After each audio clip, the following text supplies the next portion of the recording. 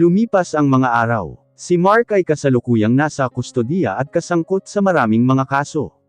Ang kanilang maliit na kumpanya ay dahan-daw ang pinapabagsak ni Leo. Hindi siya makapaniwala na gagawin ito ni Mark sa kanila. Maraming pinsala si Mark kay Serena. Matagal na silang magkahiwalay, ngunit mayroon pa rin silang pananalig sa kanilang kapalaran na magkita muli. Ngayon, hindi na siya magsasayang ng anumang oras at araw kasama si Serena. Darating na araw ng Pasko. Sama-sama silang pumunta sa Disneyland, sapagkat ito ang ipinangako ni Leo. Napakasaya nila dito at nasa sabik si Charmaine na makita ang mga magagandang prinsesa, at iba't ibang mga karakter ng Disney, habang pinapanood ang parada. Salamat Leo at dinala mo kami dito. Masayang sabi ni Serena. Niyakap siya ni Leo sa balikat. Hindi, ginagawa ko lang ang responsibilidad ko, gagawin ko ang lahat upang mapasaya kita. Kung mayroon kang iba pang gusto mong bisitahin, sabihin mo lang. Sabi ni Leo. Okay sige, sabi ni Serena habang nakangiti. Pagkaalis nila, kumain na sila sa isang mamahaling restaurant. Nag-order ng masarap na pagkain si Leo, at nasarapan sila sa pagkain. Pagkatapos nilang kumain, pumunta sila sa hotel, at dahan-daw ang pinahiga ni Leo si Charmaine sa kama. Tulog na tulog siya, habang pinagmamasdan ni Leo si Charmaine habang nasa mahimbing na pagtulog, dahan-daw ang hinawakan nito ang magandang buhok at hinalikan ng noo. Maya-maya, nilapitan siya ni Leo, at inabot ang regalo. Nagulat si Serena nang makita ang pulang kahon na may laso. Merry Christmas love! Binati siya ni Leo at hinalikan sa labi. Salamat! Tipid na sagot ni Serena. Buksan mo, sabi ni Leo. Pagkatapos, binuksan ni Serena ang kanyang regalo. Nagulat pa si Serena nang makita ang regalo ni Leo, isang hanay ng mga hikaw at kwintas na puno ng mga brilyante, at mga disenyo ng puso. Inilagay ni Leo ang kwintas sa kanyang leeg. Bagay sayo, sabi ni Leo habang nasa likuran niya, habang si Serena sa harap ng salamin. Salamat Leo, pero sobrang mahal ng mga ta, sabi ni Serena. Okay lang yan. Mas kaunti yun sa mga oras na hindi kita kasama, habang yakap-yakap ang bewang nito. May regalo din ako sa'yo. Teka lang, sinabi ni Serena at kinuha niya ang regalo kay Leo sa loob ng kanyang bag. Inabot niya ito kay Leo na nasa isang maliit na kahon na asol. Binuksan ito ni Leo, ito ay relo. Sa halip, hinubad niya kaagad ang relo na suot niya, at sinuot ang regalong binigay ni Serena. Salamat, tapos hinalikan niya ng marahan sa labi si Serena. Welcome, sorry kung hindi masyadong mahal ang regalo ko. Sabi ni Serena, okay lang, kung galing sayo, mahal man o mura. Mas pahalagahan ko yan, sabi ni Leo at niyakap ng mahigpit si Serena at hinalikan sa noo. Pagkatapos ay nagkaroon sila ng isang matamis na gabi, at sabay na natutulog. Matapos ang kanilang masayang bakasyon, bumalik sila sa kanilang villa. Kinabukasan, inayos din ni Leo ang grand birthday party ni Charmaine. Inanyayahan nila ang mga kamag-anak ng kanilang mga anak, at iba pang malapit na kaibigan. Masaya nilang ginanap ito sa bakuran ng kanilang villa, nagrente sila ng mga salamangkero, payaso at marami pa. Marami rin silang mga batang panauhing bisita, at masayang nagpapasaya sa kanila. Si Charmaine ay masayang-masaya sa kanyang kaarawan, siya ay nakasuot ng puting kulay rosas na damit, at ang kanyang motif na pang-party ay prinsesa. Maraming mga bata ang nagsusuot ng iba't ibang mga costume, para sa pagdiriwang. Masarap din ang kanyang mga handa, kasama ang mga candies, ice cream, at iba pang mga kiddie food, at iba pang mga putahe na niluto ng kanilang chef, at mayroon din siyang malaking cake. Ang mga bisita niya ay kumakanta ng Happy Birthday ng isang beses at pagkatapos ay inihipan niya ang kanyang cake. Tuwang-tuwa si Charmaine sa kanyang birthday party, niyakap at hinalikan niya ang kanyang daddy at mommy. Salamat daddy, salamat mommy. Masayang sabi ni Charmaine. Welcome, baby girl, sabi nito habang nakangiti kay Charmaine. Habang si Leo at Serena ay abala sa pag-aalaga ng mga panauhin. May tumatawag kay Charmaine, isang misteryosong babae. Siya. Tumawag siya kay Charmaine. Humarap sa kanya si Charmaine. Ito ay isang magandang babae na may pulang damit. May regalong ibinigay sa kanya. Happy birthday! Bati niya sa kanya. Thank you, Sinabi ni Charmaine habang iniisip kung sino ito. Ngumiti ang babae sa kanya, at nagpaalam kay Charmaine. Palihim na iniwan ng babae ang lugar. Napansin ni Serena na si Charmaine ay nakatayo sa isang sulok na may hawak na regalo. Agad na lumapit si Serena kay Charmaine. "Shasha, bakit ka nandito?" Tanong ni Serena sa bata. "Sino ang nagbigay sa iyo?" Tanong ni Serena. "Ang babaeng yan," sabi ni Charmaine habang nakatingin at tinuro. "Sinong babae?" Tanong ulit ni Serena habang mayroong kahit sino doon. "Hindi ko alam mommy, lumabas siya," sabi ni Charmaine at tinuro ang labas. Tiningnan ni Serena ang itinuturo niya, ngunit walang tao roon. May naramdaman si Serena na hindi maganda nang makita ang regalong iyon. Agad niyang nilapitan si Leo, at kinuha si Charmaine. "Leo," pagtawag ni Serena. Lumingon si Leo kay Serena. "O bakit?" tanong ni Leo habang papalapit sa kanila. "Well, tingnan mo ang regalong ito, may nagbigay kay Shasha, hindi ko alam kung sino ito. Pakiusap buksan mo ito," sabi ni Serena at inabot kay Leo. "Ha!" Nakasimangot si Leo, ngunit sinundan niya si Serena. Mabilis na binuksan ni Leo ang regalo. Laking gulat ni Leo nang makita kung ano ang nasa loob, isang bomba ito. "Ano? Isang bomba?" Gulat na gulat si Serena.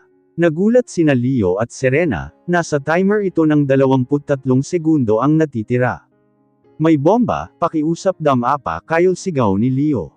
"Ha! Isang bomba!" Gulat at takot ang kanilang mga bisita. Agad na tumakbo si Leo, at itinapon ang bomba sa malawak na espasyo. Dapa! Malakas na sigaw ni Leo sa lahat. Pagkatapos ay malakas itong sumabog. Boom! Gulat at takot ang lahat ng mga panauhin doon sa nakita, lalo na sina Serena at Charmaine, kinilabutan. Agad na nagpunta si Leo sa kanyang pamilya. Lumapit din sa kanila ang magulang niya. "Ano yun? Bakit may bomba?" tanong ng kanyang papa. "May nagbigay ng regalo kay Shasha mula sa dalaga, hindi namin alam kung sino ito," sabi ni Serena habang umiiyak. Agad silang tumawag sa pulisya, at sinisiyasat kung ano ang nangyari. Pinauwi nila ang mga panauhin, at pumasok sa loob. Kinausap nila ang kanilang pamilya sa loob. "Sino pa ang makakagawa nito sa iyo?" Nakabilanggo na si Mark. Sabi ng kanyang ina. "Hindi ko alam," sagot ni Leo na tuliro sa kakaisip. "Okay lang, lumabas ka muna ng bahay, at magdagdag ng security. Umalis ka na lang muna sa bahay," sabi ng kanyang papa. "Yes dad," sabi ni Leo. "Hindi namin alam kung sino talaga ang kalaban namin. Kailangan nating mag-ingat sa oras na ito," sabi ng daddy niya. Maya-maya pumasok na si Willie sa loob. "Will, anong balita?" tanong agad ni Leo. Batay sa nakita na CCTV, naabutan ng isang babae si Charmaine, "Siya ito, na-i-print ko ito." At inabot ang larawan kay Leo. Si Serena at ang kanyang mga magulang, ay dumating din upang makita. "Kilala mo ba siya?" tanong ni Willie. "Hindi ko siya makilala, malabo ang litrato, may shot pa ba? O CCTV?" tanong ni Leo. "Wala na sir, wala na kaming nahanap na iba pa," sabi ni Willie. "Kumusta naman ang mga bodyguard na iyon, ano ang sinabi nila?" tanong ng kanyang daddy. Sinabi ng mga bodyguard na akala nila ay bisita mo siya, sapagkat bihis siya. Sumakay siya sa isang pulang kotse. Ngunit hindi nila nakita ang plaka ng kanyang sasakyan.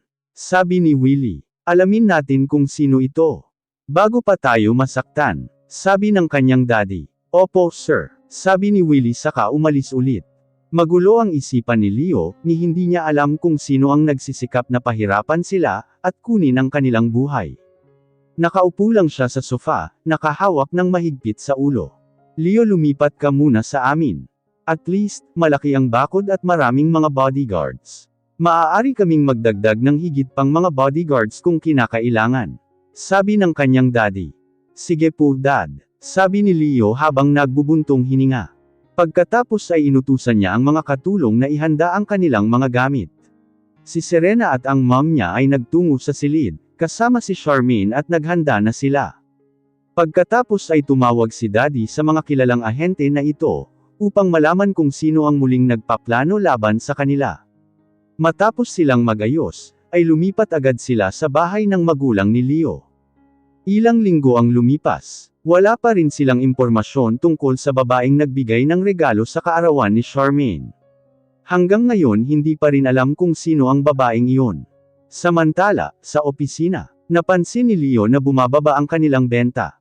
Habang binabasa ang buwan ng ulat, ay tinawag niya si Willie. Agad siyang pumasok sa silid. "Sir," sabi ni Willie, "nakita mo na ba itong report? Bakit bumababa ang ating sales?" Tanong sa kanya ni Leo. "Opo sir, dahan daw ang bumababa. Dahil nabalitaan nila ang tungkol sa banta ng bomba sa iyong pamilya, ang ibang mga namumuhunan ay lumipat sa karibal nating kumpanya na ICM." Iniulat ni Willie. "Ano? Bakit hindi ko alam ito?" Galit na sabi ni Leo. "Pasensya na po sir, nagulat din ako na nagsilipatan lang sila. Ang sabi ng iba, kung mawala ka bigla, saan pupunta ang kumpanya?" Paliwanag ni Willie. "Hindi ko hahayaang bumagsak ang kumpanya," sabi ni Leo. "Siguro kailangan kong ipaliwanag sa ating mga investor na matatag ang ating kumpanya." Sabi ni Willie. "Sige, ikuha mo ako ng appointment sa kanila," sabi ni Leo. "Opo sir," sabi ni Willie. "Mangyaring maghanda ka ng isang pagpupulong, para sa lahat ng mga kagawaran ng departamento sa loob ng 30 minuto. Ngayon na," utos ni Leo. "Opo boss." At agad na lumabas ng silid si Willie. Naiwan si Leo na nagtataka kung paano biglang nagkaproblema sa kumpanya. Di nagtagal ay may kumatok sa kanyang pintuan. Nakita niya si Lucy, muling nakasuot ng damit na sexy. Lumapit siya sa kanya at umupo sa desk niya. "Ano ang kailangan mo?" tanong ni Leo. "Oh babe, wala ka sa mood ah. Gusto mo muna magpahinga?" Mahinang sabi ni Lucy, habang hinihimas ang kamay ni Leo. "Sabihin mo kung ano ang kailangan mo, may meeting ako," sabi ni Leo. "Sa magaganap na awarding sa susunod na buwan, gusto kong sumama ka sa akin," sabi ni Lucy habang nakangiti. "Wala akong oras Lucy, marami akong problema ngayon." Frank ang sagot ni Leo. "Alam ko na, yun ang sasabihin mo. Okay, sige alis na ako."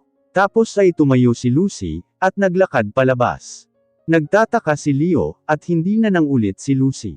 Senaryo ni Lucy ang pinto at ngumiti at sinabing, "Sa susunod, ikaw na ang lalapit sa akin Leo." Bulong ni Lucy at umalis na ito. Sa kinagabihan, makikita ni Leo ang iba pang mga investor. Dumating si Leo sa isang hotel na may isang pribadong bar, pupunta siya sa VIP room. Nakita niya silang nag-iinuman at may kasamang ilang mga kababaihan. "Ay, nandito na si Mr. Wilson," sinabi ng isa. Lumapit sa kanila si Leo at umupo sa sofa. Pagkatapos ay pinainom siya ng isang waitress. "Sir, bago ang anupaman, nais kong pag-usapan ang tungkol sa ating negosyo. Nakita ko na ang ating mga benta, bumaba at ang iba nating mga kasosyo ay lumilipat sa ICM." Sabi ni Leo. "Sa aking palagay, kung tatanungin mo kami kung lilipat ba kami, ang sagot ko ay magtatagal kami sa kumpanya. Marahil ay kailangan mo lamang humanap ng ibang isyu ang banta ng bomba ng iyong pamilya." Sinabi ng isang partner. "Tama yan. Ang malaking isyu ay magkakaroon ka lamang ng isa pang malaking isyu, upang mas gumanda ang imahe mo sa bagong isyu. Maraming natakot sa narinig na pagbomba sa iyong pamilya. Siyempre, iniisip lang nila kung ano ang mangyayari sa hinaharap," sabi nung isa. "Oo, tama kayo. Siguro, kailangan ko ng bagong diskarte para sa ating kumpanya," sabi ni Leo. "Oo, huwag kang mag-alala, nandito lang kami upang manatili sa iyo. May kumpiyansa pa rin kami sa iyo, sa pagpapatakbo mo ng kumpanya. Malalagpasan rin natin ito." "Opo, salamat," sabi ni Leo. "Okay, cheers tayo para dyan," sabi ng kasosyo sa negosyo. Tapos nag-inuman na sila. Hindi na maalayan ni Leo kung anong oras na. Nahiga siya sa sofa at nakainom na, napansin niyang walang laman ang silid, siya lang ang natira sa silid. Nang bumangon siya bigla siyang nahilo. Bigla na lang siyang napahiga at bumalik sa sofa, umiikot ang mata at mahina ang katawan. Bumigat ang mga mata niya, at unti-unti siyang nakatulog ulit.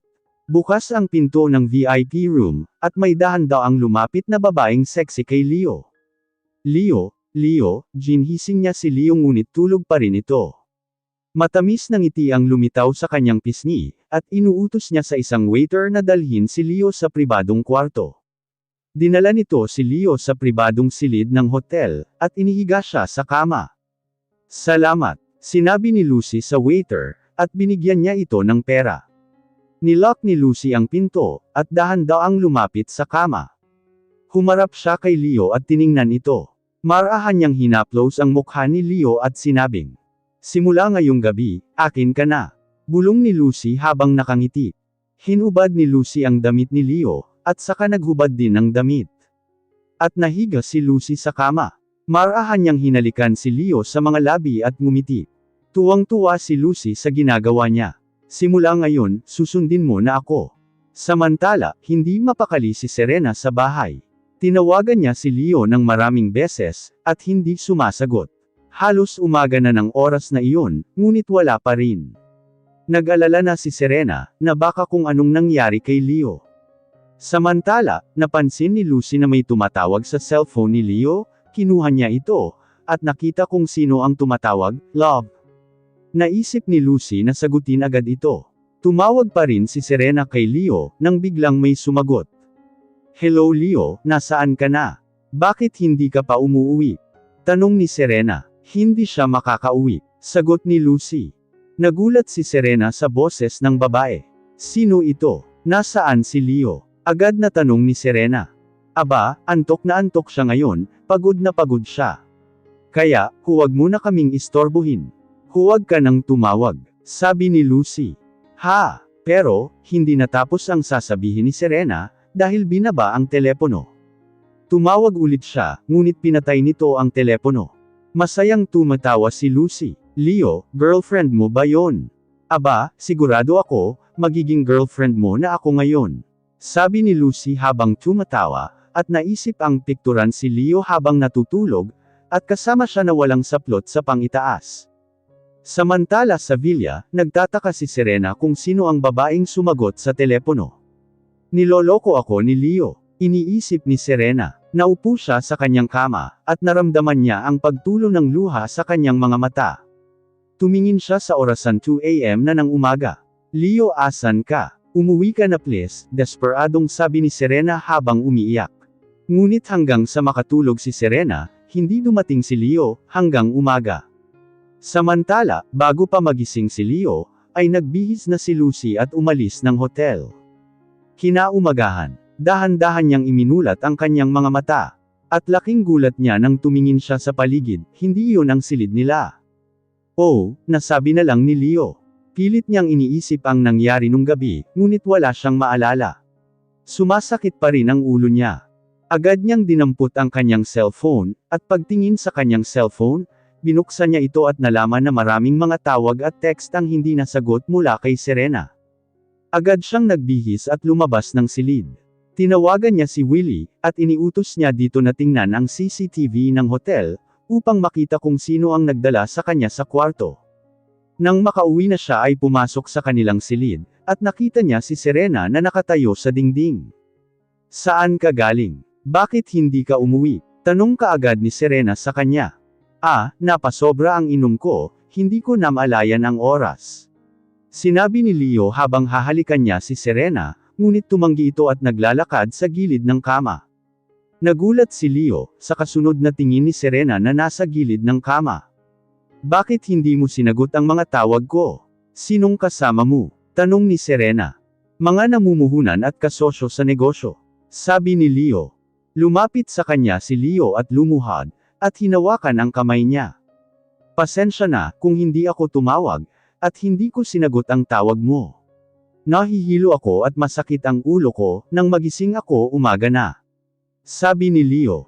Ngunit walang sinabi si Serena at inirapan lang siya. Alam ni Leo kung ano ang iniisip ni Serena, ngunit hindi niya rin alam kung paano sasabihin ang totoo. Hindi niya alam kung paano siya nakarating sa silid na iyon, at nakahubad na siya nang magising. Ayaw niyang maghinala si Serena, kaya nagsinungaling lang siya sa kanya. "Galit ka ba? Pasensya na, huwag ka nang magalit. Pangako, hindi na ako iinom pa." Tapos niyakap niya ng mahigpit si Serena. "May kasama ka bang babae kagabi?" tanong ni Serena, natigil si Leo na hindi alam ang sasabihin. "Hindi, kasama ko ang mga kasosyo sa negosyo kagabi. Lahat sila lalaki," sabi ni Leo. O sige, pupuntahan ko muna si Charmaine, baka magising na siya. Sabi ni Serena at tumayo na at lumabas ng kwarto. Pagkalabas ng silid, tumutulo ang luha ni Serena. Sinungaling ka Leo, ito ang nasa isip ni Serena. Labis siyang nasaktan, dahil alam niya, kasama niya ang babaeng sumagot sa tawag niya kagabi. Hanggang sa makarating siya sa kwarto ni Charmaine, at umiiyak pa rin si Serena, umupo siya sa isang sulok at tumulo ang luha niya. Leo, bakit nagsisinungaling ka? Sino ang babaeng iyon? Nag-iisip si Serena na patuloy na umiiyak.